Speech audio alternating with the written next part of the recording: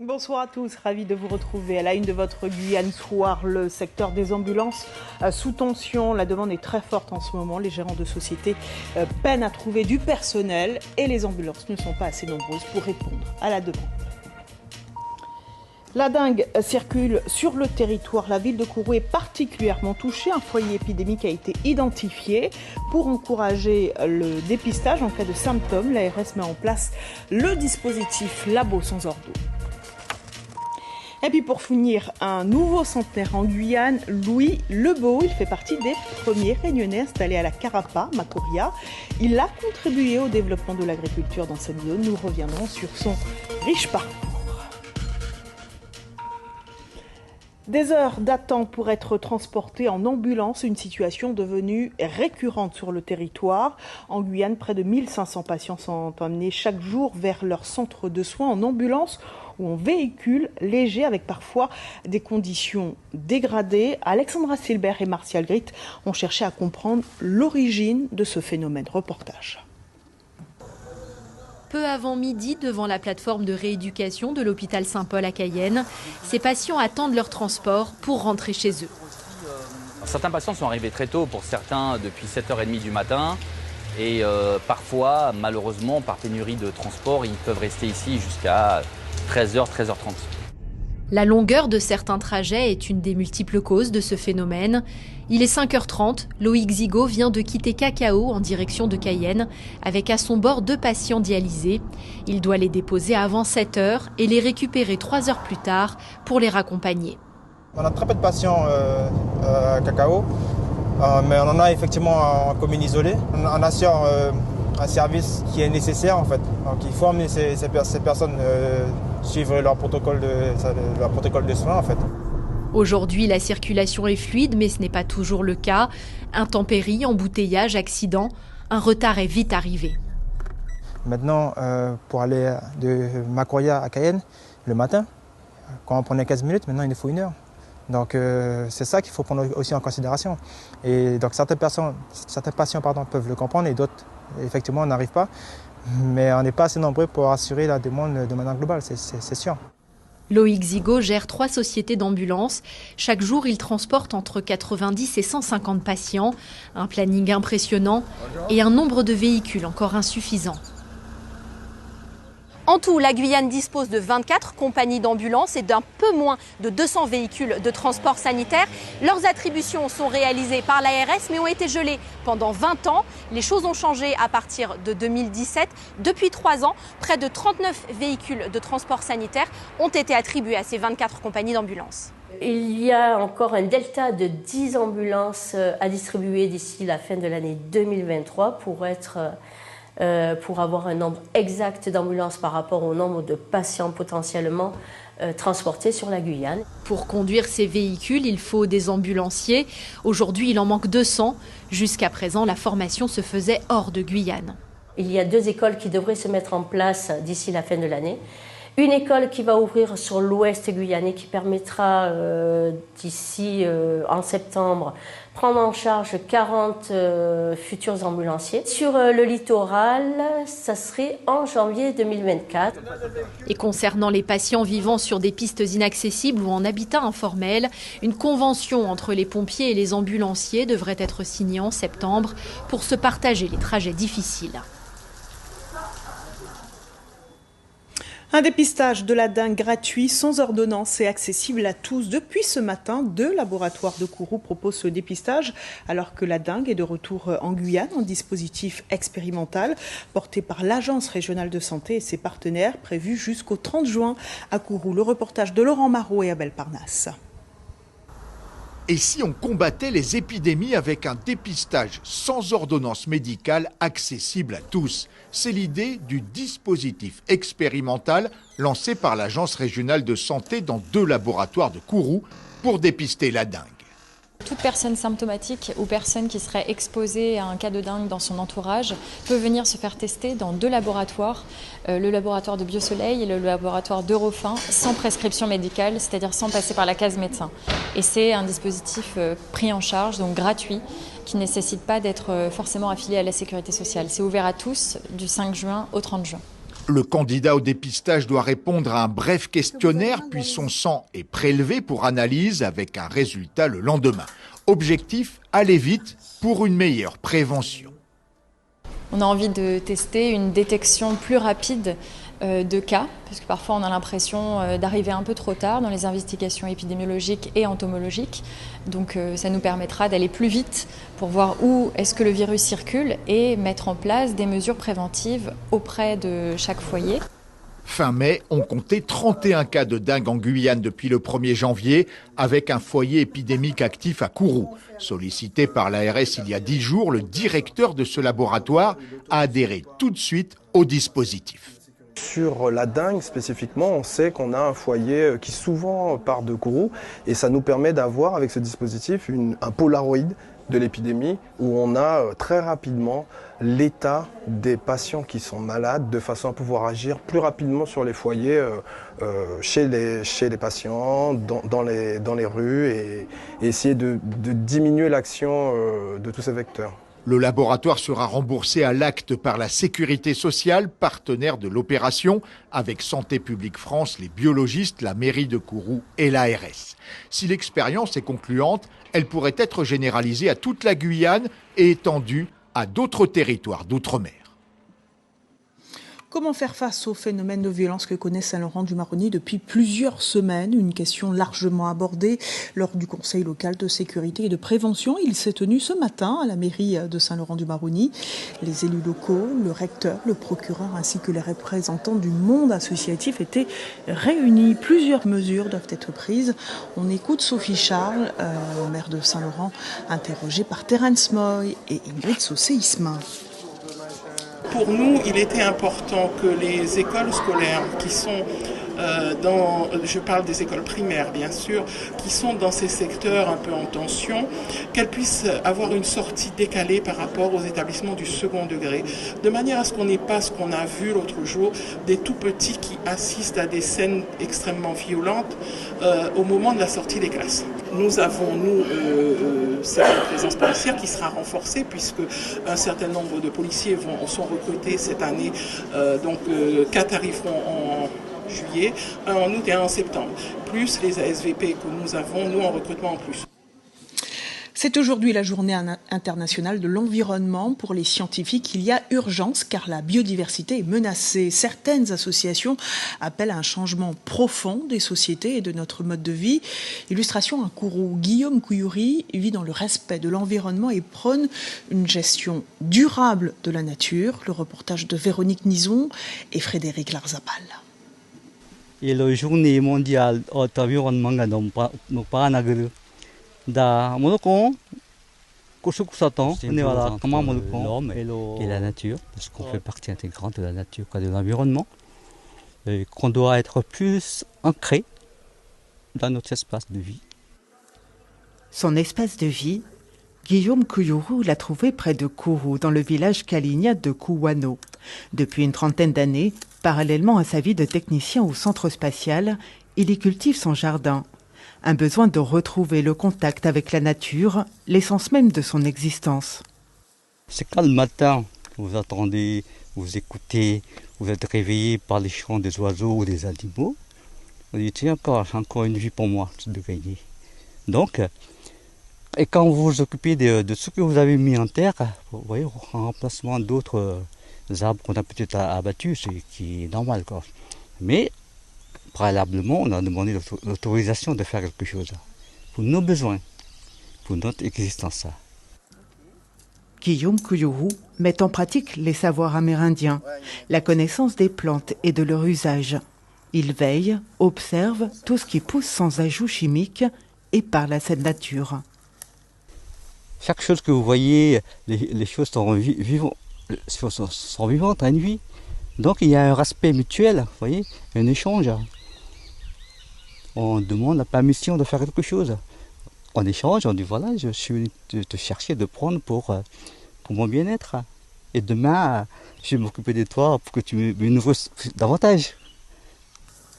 Dans son jardin, tout ce qui respire participe à un équilibre nécessaire à la vie et mérite le respect, même si c'est un animal qui a chapardé un fruit.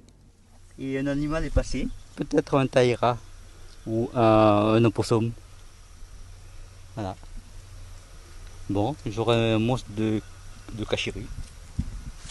Mais je ne vais pas mourir de soif. Cette vie en harmonie avec la nature, Guillaume Couillourou l'a enseigné à son fils, Mike. Après 6 ans dans l'Hexagone, à travailler pour une société pétrolière, Mike est rentré convaincu de trouver ici son avenir. Cette connexion, ce respect avec la nature, ça change un homme en fait. Ça change un homme, ça permet d'être mieux, d'être en paix avec soi-même. Je pense que Mike est un bon élève. Là, il peut partir sans se perdre en forêt, parce que je l'ai appris comment s'orienter. Voilà, il y a aussi l'orientation, pour ne pas se perdre, pour ne pas dormir en forêt, quoi. Ça c'est essentiel. Vous voyez, donc il faut toujours, c'est pour ça que je dis, il faut être en symbiose avec l'environnement. Père et fils vont continuer à prélever ce que la terre leur donne, en gardiens respectueux de la nature.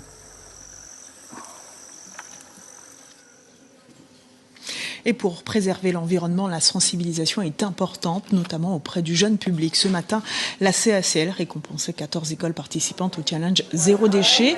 Parmi les lauréats, la maternelle Edmé Koura, Macouria, l'école élémentaire Jules Minidoc à Rémiremont-Joly et le collège Antoine Silver Félix à Macouria, qui gagne également le prix du jury. Andrea Juniel, la responsable adjointe du service environnement déchets à la CACL, est au micro de Clotilde Séraphin-Georges.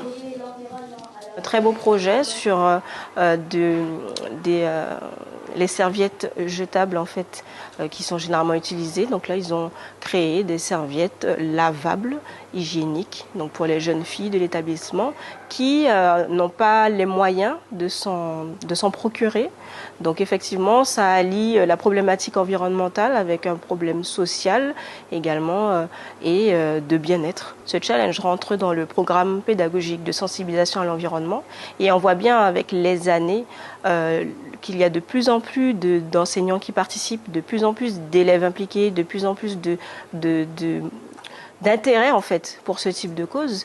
Donc c'est au travers de cela qu'on se rend compte de l'impact de ce type d'action qui touche de plus en plus.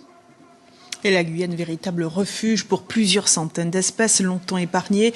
Elle subit de plein fouet les bouleversements climatiques. Parmi les menaces, l'orpaillage clandestin. Bonsoir, Jocelyne Gouache. Alors, c'est un véritable drame qui se joue dans nos forêts. Oui, effectivement, c'est un véritable drame car chaque année, 600 à 700 hectares de forêts sont détruits par les chercheurs d'or. Au total, depuis 2003, le cumul des forêts détruites en Guyane à cause de l'orpaillage s'élève à 29 000 hectares. Une étude réalisée par une équipe du laboratoire Évolution et Diversité Biologique de Toulouse révèle d'autres effets. Disparition des grands mammifères comme le jaguar, de nombreuses espèces de poissons en aval des régions déforestées et orpaillées. Les conséquences de l'orpaillage illégal sur l'eau sont aussi très préoccupantes puisque plus de 40% des masses d'eau du territoire guyanais ne sont plus conformes aux directives européennes. Alors, autre menace sur l'environnement, le réchauffement climatique. Oui, tout à fait. Avec 5500 espèces végétales, 1400 espèces animales, la Guyane est la plus grande réserve de biodiversité française, ce qui la rend d'autant plus sensible au changement climatique, car cela risque de modifier carrément le fonctionnement de la forêt équatoriale. Le rapport Guyat-Climat a revu d'ailleurs à la hausse les dernières estimations de Météo France sur le réchauffement climatique. Les températures n'augmenteraient pas de 1 degré, mais de 1,5 degré jusqu'à 4 degrés. Une évolution, vous le voyez, Lélia, qui risque d'avoir évidemment des conséquences importantes pour la faune et la flore. Alors Jocelyne, les scientifiques s'inquiètent également de la baisse des précipitations. Oui, alors c'est un peu difficile à voir quand on vit en Guyane, mais pourtant c'est un fait déjà observé par les scientifiques sur les forêts de l'Amazonie brésilienne. La baisse des précipitations, c'est aussi une menace due au changement climatique. Le groupe d'experts sur le climat de l'ONU les estime de moins 20 à moins 30% d'ici 2100. 2100, Lélia, c'est dans moins de 80 ans. Pour demeurer une forêt humide, il ne faut qu'un certain seuil ne soit surtout pas atteint. Alors l'alerte est aussi donnée dans les océans avec les tortues qui sont fortement menacées. Oui, cette hausse des températures perturbe aussi la reproduction de certaines espèces comme les tortues marines. Chez les tortues, il faut le savoir, c'est la chaleur du nid qui détermine le sexe. Plus le nid est chaud, et bien plus il y aura de femelles. Avec la hausse des températures, on assiste donc à une féminisation des populations qui met évidemment en péril la reproduction. En 10 ans, les pontes des tortues ont chuté en Guyane, passant, regardez, de 9516 en 2009 à seulement 828 l'an dernier en 2022, d'après l'association Quata. Et puis évidemment, autre danger pour les eaux côtières de Guyane, la pêche illégale. De nombreux navires clandestins continuent de déployer d'immenses filets dérivants, ce qui représente de véritables pièges marins pour les espèces océaniques. Merci Jocelyne pour toutes ces précisions. Et en Martinique, les mangroves sont scrutés, certains écosystèmes sont abîmés par la pression climatique et l'activité humaine. Au Lamentin, une opération Mayorie était organisée pour replanter la mangrove, une expérience pilote lancée il y a 2 ans par la ville. Le reportage de Delphine Bess et Thierry Saucan.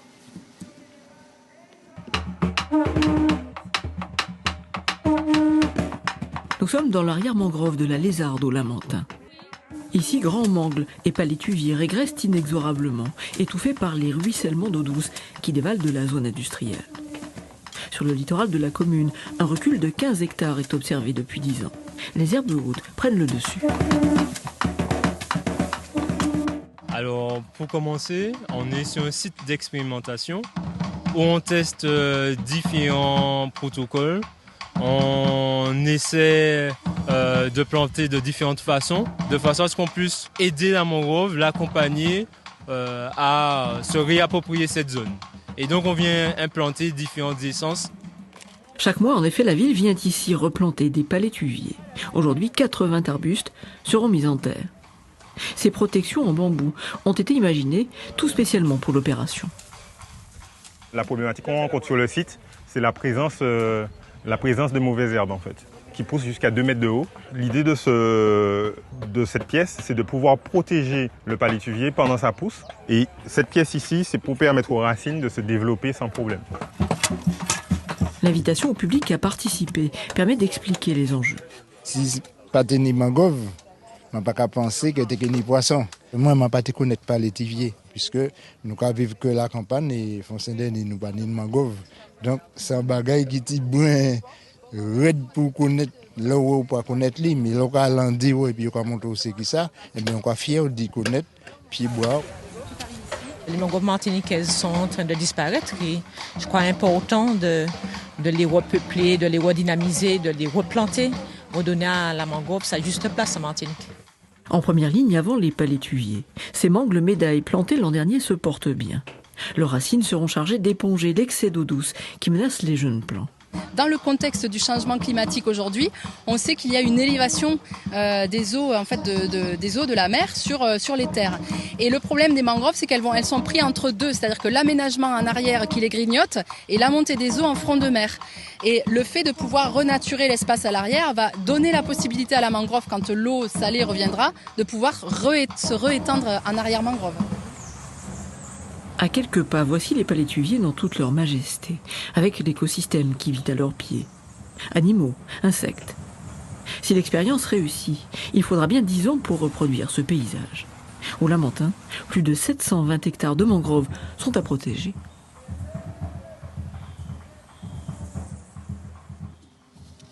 Retour en Guyane avec du sport, coup d'envoi des finales des playoffs de futsal ce soir, 3 jours de rencontres au hall Kevin Séraphin à Cayenne. La cérémonie d'ouverture s'est terminée il y a quelques minutes. Le premier match de ces finales va débuter avec les féminines du FC Family contre le Montjoly FC. Isabelle Rouge, bonsoir, vous êtes sur place. Bonsoir Lélia, effectivement, après une cérémonie d'ouverture au son des percussions de Cassia Lata, les phases finales de ces playoffs de futsal débutent en Guyane, des finales en 2 matchs gagnants. Comme vous le voyez derrière nous, ce sont les féminines qui ouvrent le bal avec le choc de la saison. C'est le FC Family contre le Montjoly FC. Le Montjoly FC qui est le champion de Guyane en titre, qui est le leader du championnat et qui va vouloir donc défendre son titre. Mais le Family FC peut toujours surprendre et donc corser les rencontres. À 21h, place aux hommes en senior régional 1 avec le choc qui est très attendu entre l'ASK et le Golden Star. En finale de la Coupe de Guyane, le Golden Star s'était imposé 5-6 après une remontada surprenante. Kourou avait mené la plus grande partie du match 3-0 avant de finir par s'incliner. Kourou qui aura donc l'envie de s'imposer. Alors après, le match de retour se fera mercredi pour les filles, vendredi pour les seniors hommes. Les vétérans, eux, entreront en piste mercredi avec de nouveau dans la catégorie vétérans l'ASK et le Yada Sport Elite. Merci Isabelle Le Rouge pour toutes ces précisions et ce programme. Vous étiez avec Clotilde Séraphin-Georges pour la mise en image. La finale du championnat de football de Guyane de Régional 1, initialement programmée hier, est reportée à mercredi. Le Geldar de Kourou, leader du championnat du groupe A, affrontera l'AS Étoile de Matoury, leader du groupe B, au stade Edmar Lama à 20h. On poursuit avec des résultats en rugby. Lors des finales du championnat de Guyane, les filles du Cosma remportent le titre de championne de Guyane. C'était samedi à Mana. Elles s'imposent 52-14 face au Stade Cayennais. Les hommes du Stade Cayennais gagnent leur 36e titre. Ils battent le Rugby Club de Kourou, le champion 2020. Score final 19-11. Quelques images maintenant de la première édition du Guyaman qui s'est déroulé ce samedi. Un triathlon avec 2 km de natation dans le Mayuri, 90 km de vélo et 21 km de course à pied. La compétition organisée par l'association sportive de la gendarmerie de Guyane a réuni près de 100 participants et les vainqueurs sont Christophe Le Provost de Madina Biker chez les hommes et Aurélie Galvez du TAC chez les femmes. Autre compétition, le trail des 33 collines à Kourou, 25 km en forêt entre les camps de la Canopée avec Kariakou, avec un dénivelé de 1500 mètres. Chez les hommes, le favori l'a emporté, Vincent Beaucourt de l'AS Maroni en 3h50. Et chez les femmes, victoire de Tantelli Rassolo de Yana Run en 5h15.